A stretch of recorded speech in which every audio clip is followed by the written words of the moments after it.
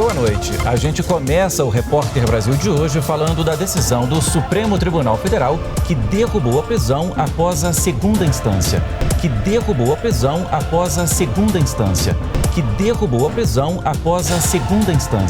Aline, e como consequência da decisão do Supremo Tribunal Federal, a Justiça Federal de Curitiba mandou soltar o ex-governador de Minas Gerais, Eduardo Azeredo, e o ex-presidente Lula. O ministro do Supremo Tribunal Federal, Marco Aurélio Mello, mandou soltar o fazendeiro Reginaldo Galvão, condenado a 25 anos de prisão, como um dos mandantes do assassinato da missionária Dorothy Stang em 2005. O ministro do Supremo Tribunal Federal, Teori Zavascki, mandou soltar no fim da noite de ontem o ex-diretor da Petrobras, Renato Duque. O Supremo Tribunal Federal mandou soltar a procuradora de Justiça aposentada Vera Lúcia de Santana Gomes. Ela foi condenada por espancar em 2010 uma criança de 2 anos, O Supremo Tribunal Federal mandou soltar o goleiro Bruno Fernandes, condenado em 2013 a 22 anos e 8 meses de prisão pela morte de Elisa Samúdio. O ministro Marco Aurélio Mello, do STF, mandou soltar um condenado por mandar matar a própria filha em 2001. O ministro do Supremo Tribunal Federal, Marco Aurélio, decidiu ontem conceder liberdade ao traficante Elias Pereira da Silva, conhecido como Elias Maluco, e condenado pelo assassinato do jornalista Tim Lopes em 2002. A ministra Carmen Lúcia, do Supremo Tribunal Federal, determinou ao Tribunal de Porto Alegre que solte todas as pessoas cujas prisões foram decretadas somente em razão da condenação em segunda instância. O ministro do Supremo, Gilmar Mendes, mandou soltar mais um doleiro preso na Operação Câmbio Desligo. O ministro Gilmar Mendes, do Supremo Tribunal Federal, mandou soltar o empresário Aike Batista. Aike está preso no Rio desde o fim de janeiro, acusado de pagar propina de mais de 50 milhões de reais ao ex-governador Sérgio Cabral. 3 votos a 2, o colegiado entendeu que a ordem de prisão contra o executivo não foi devidamente fundamentada. Bandini foi preso em 2017 com base em delação de executivos da Odebrecht. Ele foi acusado de receber 3 milhões de reais da empreiteira para não impedir a escolha da empresa em futuras contratações pela Petrobras. Bandini também virou réu nas investigações da Operação Lava Jato. A pena dele é de 11 anos de prisão por corrupção e lavagem de dinheiro.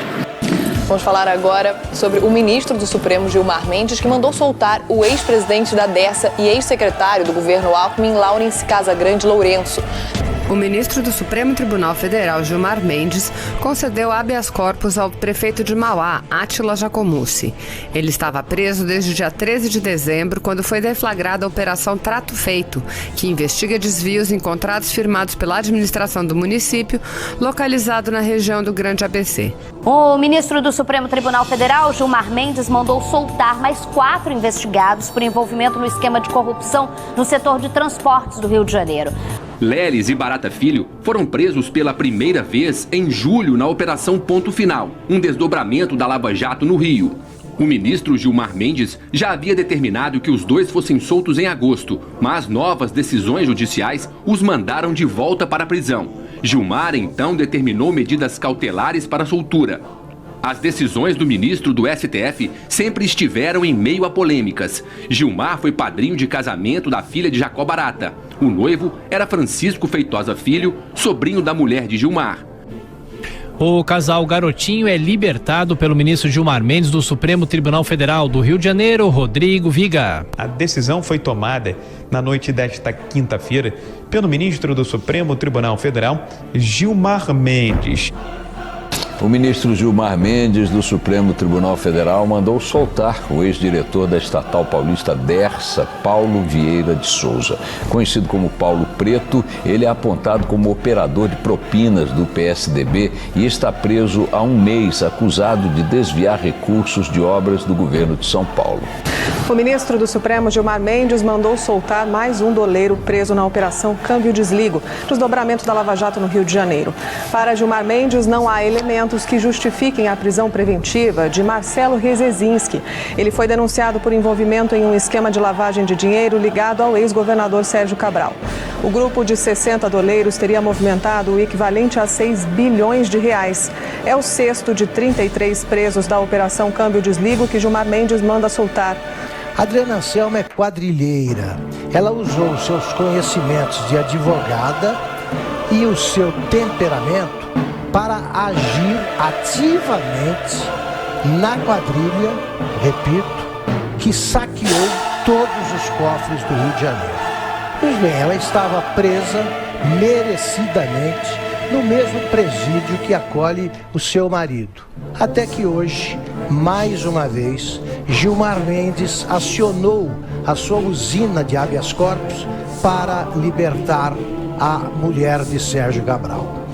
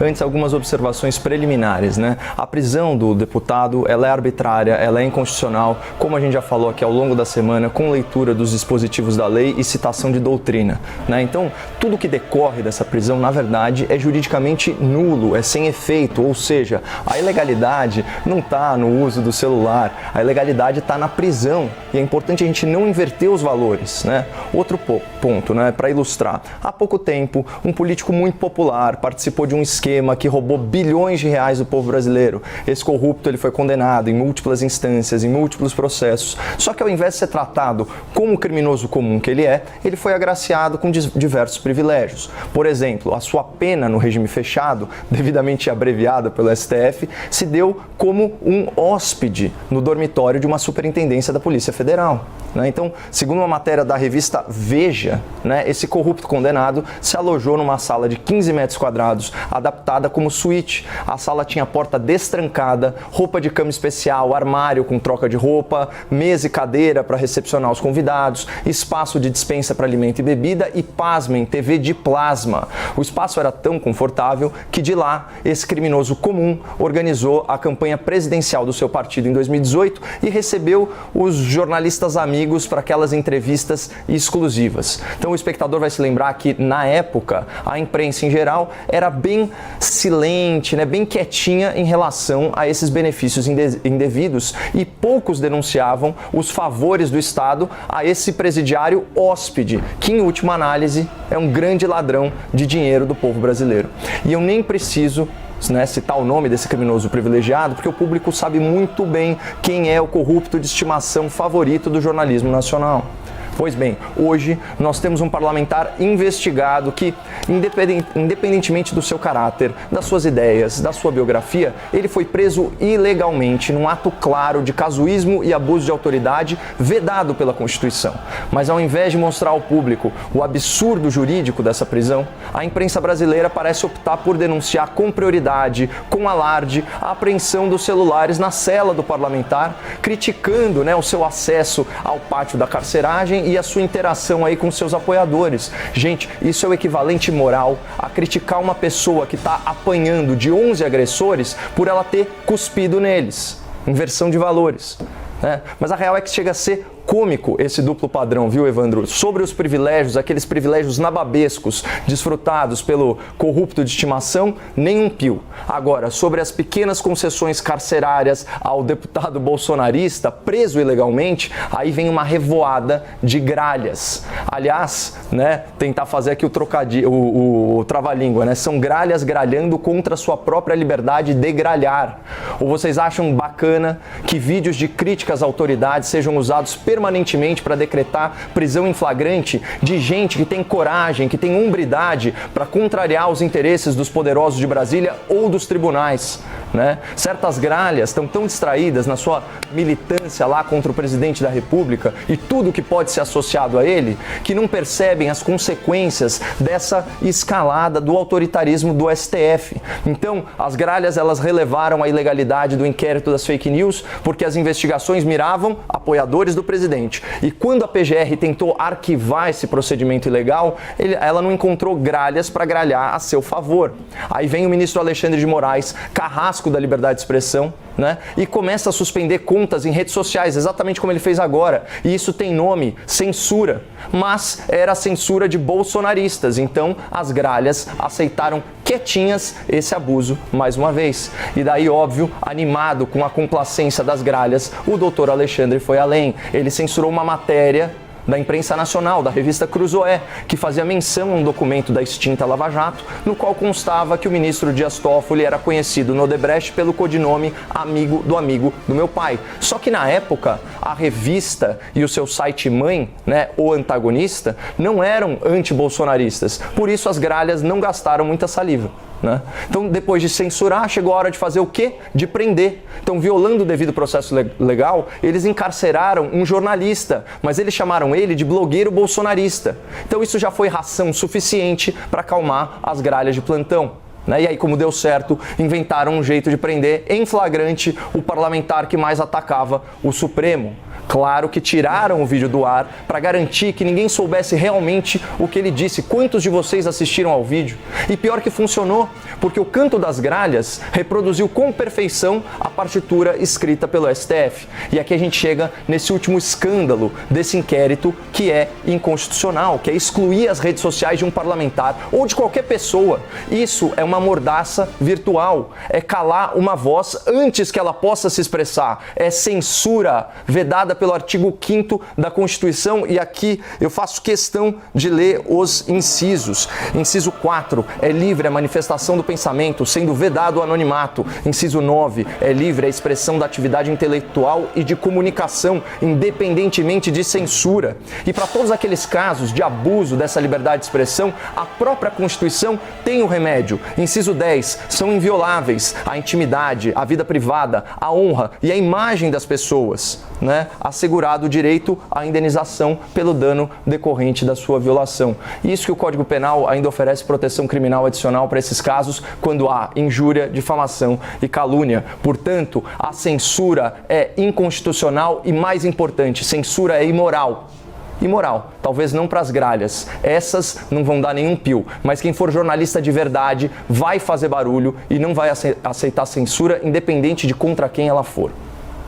Pois é, bom, na verdade tanto faz a relatoria, mas eu queria abordar um ponto que eu não abordei na última questão e que é fundamental, né, que é a audiência de custódia, que seria um mecanismo jurídico, né, que o ordenamento brasileiro recepcionou dos tratados internacionais sobre direitos humanos e que seria a via mais óbvia para libertar esse parlamentar, né? Então, eu queria trazer aqui para o espectador o que diz resumidamente o Pacto de San José da Costa Rica, né, do qual o Brasil é signatário.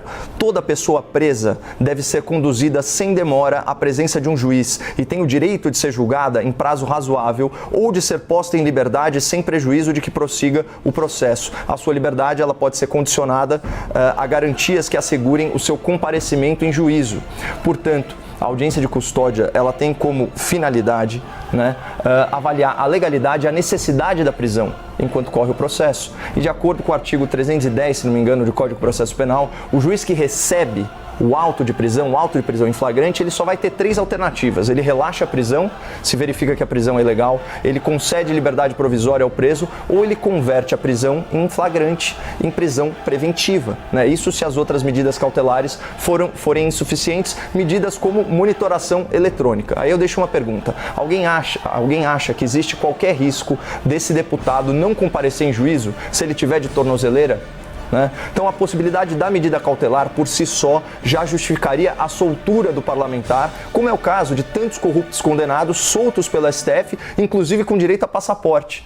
Mas além disso, a gente que conhece um pouco de direito, né? Tô falando de mim e do espectador, a gente sabe que essa prisão foi ilegal, pelo menos por 3 motivos. Os crimes de ofensa verbal, eles são instantâneos. O fato deles estarem gravados em vídeo constitui prova, não constitui um crime permanente, muito menos estado de flagrante. Segundo, né, aquele inédito mandado de prisão em flagrante, inventado essa semana no STF, ele foi expedido de ofício, sem provocação da Polícia Federal ou do Ministério Público, o que é ilegal numa fase de inquérito. E terceiro, os crimes verificados no vídeo, eles são passíveis de fiança e, nesse caso, a Constituição garante imunidade parlamentar ao deputado nos termos do artigo 53, parágrafo 2º da Constituição. Ou seja, se o juiz da audiência de custódia, que se chama Dr. Ayrton Vieira, tivesse seguido a lei, tivesse respeitado os direitos humanos, ele teria relaxado a prisão pela sua evidente ilegalidade. Ele não fez, né, e assim criou um novo problema jurídico. No caso de parlamentar, prisão em flagrante não pode ser convertida em prisão preventiva.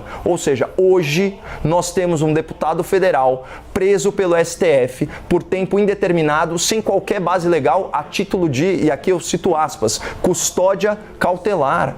E o juiz da audiência, né, num ato de vassalagem institucional que diminuiu, que humilhou a magistratura brasileira, afirmou que o deputado deve permanecer preso até eventual concessão de liberdade provisória ou a sua substituição por medidas cautelares, mediante decisão do senhor ministro relator, que é o Alexandre de Moraes, em virtude da rigidez da decisão do Supremo Tribunal Federal. Vocês sabem o que é rigidez? Para o direito, rigidez é conformidade com a lei. Então percebam essa farsa jurídica, né? Como que uma prisão ilegal está em conformidade com a lei. Então, conclusão, no Brasil do século XXI, não importa o que diz a lei, importa quem diz a lei. E quem diz a lei nesse caso, o STF, né, não apenas se limita a julgar em causa própria, de forma arbitrária, autoritária, em contrariedade à Constituição e aos direitos humanos, o STF ele também interfere indevidamente nos demais poderes e de forma muito ostensiva tenta influenciar as votações do Congresso Nacional, como demonstra a cobertura da imprensa especializada. E aqui a gente chega finalmente no tema principal, né? Olha isso, manchete do site noticioso UOL, Grupo Folha. Marco Aurélio pressiona deputados, Câmara não faltará ao povo brasileiro.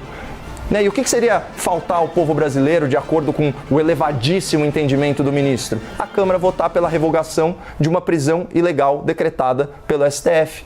Manchete do jornal O Globo. Marco Aurélio diz que deputados prestarão contas nas eleições de 2022. Ministro do STF é contra acordo para abrandar a prisão do deputado bolsonarista. Eu não fumo o cachimbo da paz. Palavras do ministro. Então vocês percebem o tom de ameaça? Ainda mais considerando que são os ministros do STF que se rotacionam na presidência do Tribunal Superior Eleitoral, um órgão com poderes para interferir diretamente nas pretensões eleitorais dos parlamentares, dos deputados, dos senadores. Mais uma.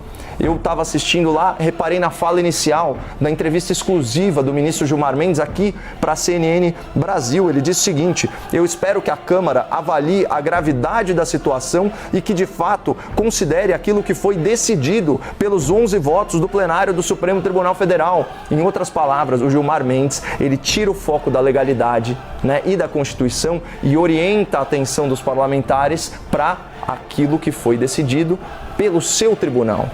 E aqui numa nota lateral, eu não sei se o espectador já reparou que os dois ministros mais afeitos aos holofotes acolhedores da imprensa são justamente Dr. Gilmar Mendes e Dr. Marco Aurélio Mello.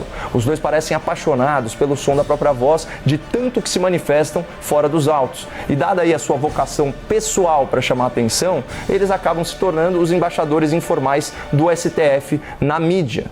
E esse Congresso é muito vulnerável ao STF, tanto na esfera eleitoral quanto na esfera criminal. Afinal, em decorrência aí do foro privilegiado, cabe ao Supremo o julgamento de dezenas e dezenas de parlamentares implicados em ações penais e escândalos de corrupção. Por isso que eu falei que não faz diferença qual é a relatoria. E eu recomendo aqui para o espectador a leitura de uma matéria do Estadão sobre esse atual parlamento, publicada com o seguinte título: 1/3 do Congresso eleito é alvo de investigações. Então eu vou ler para vocês só a primeira frase dessa reportagem. 1/3 do novo Congresso é acusado de crimes como corrupção, lavagem de dinheiro, assédio sexual e estelionato, ou é réu em ações por improbidade administrativa com dano ao erário ou enriquecimento ilícito. No total, são 160 deputados e 38 senadores. Eu peço desculpa pela risada nervosa.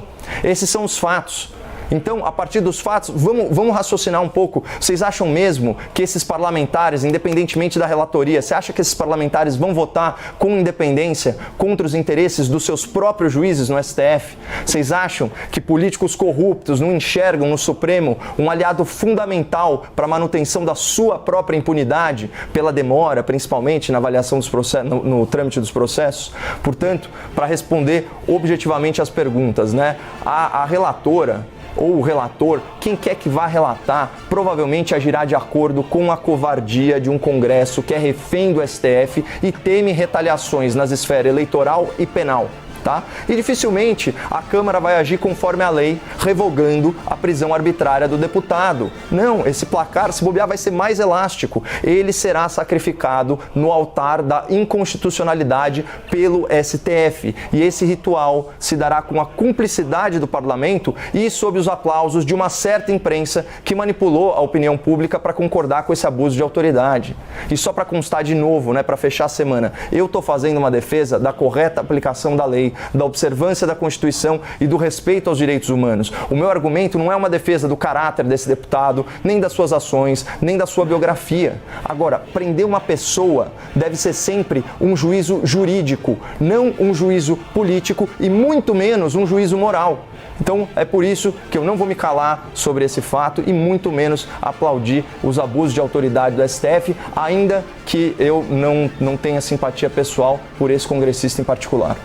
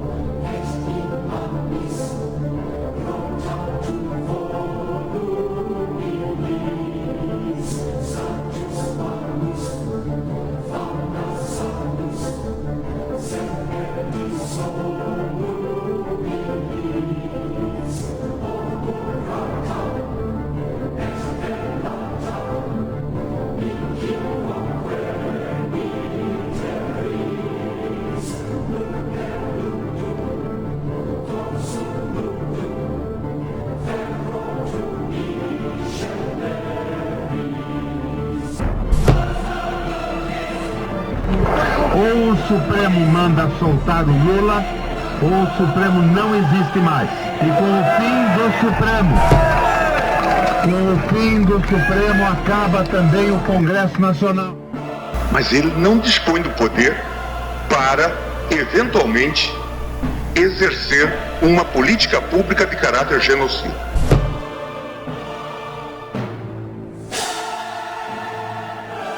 Tenha este vazio no Ministério da Saúde. Isto é ruim, é péssimo para a imagem das Forças Armadas. É preciso dizer isso de maneira muito clara. O Exército está se associando a esse genocídio. Não é razoável. Não é razoável para o Brasil. É preciso dizer, é preciso pôr fim. Em abril de 2018, o ex-deputado petista Vadi Damus, que chegou a ser presidente da OAB do Rio de Janeiro, exigiu o fechamento do STF. Nós temos que redesenhar o Poder Judiciário e o papel do Supremo Tribunal Federal. Tem que fechar o Supremo Tribunal Federal. Nós temos que criar uma Corte Constitucional de guarda. O problema é que o Supremo Tribunal Federal, não sei porque esse nome de Supremo, entendeu? A Corte Constitucional devia chamar, primeiro devia tirar todos os poderes do Supremo, ser só Corte Constitucional. Depois que Judiciário não é poder da República. A nossa Constituição estabeleceu 3 poderes. Só existe 2 poderes eleitos que têm soberania popular: Legislativo e Executivo. O Judiciário é um órgão. Se isso acontecer, minha gente, se o Supremo continuar com isso, quem vai pedir o artigo 142 sou eu, nas ruas com vocês. Se o Supremo continuar causando essa insegurança jurídica, jogando contra a nação, jogando contra a Lava Jato, jogando contra o povo brasileiro, quem vai defender o artigo 142 sou eu. Não há a menor possibilidade da nação engolir quieta o ativismo jurídico e o legislar porco que o Supremo está fazendo. O Supremo Tribunal Federal está criando um legislativo porco, mais porco do que esse que nós já temos. Toffoli, advogado do PT. Gilmar Mendes, traidor da pátria. Gilmar Mendes, traidor da pátria, que defendia a lei, a justiça, a prisão em segunda instância, a ordem e a moral, até que a Lava Jato chegasse a seus amigos, seus comparsas, cupinchas, colegas, o que você quiser. Todo mundo sabe que Aécio e Gilmar são assim. Todo mundo sabe que Temer e Gilmar são assim.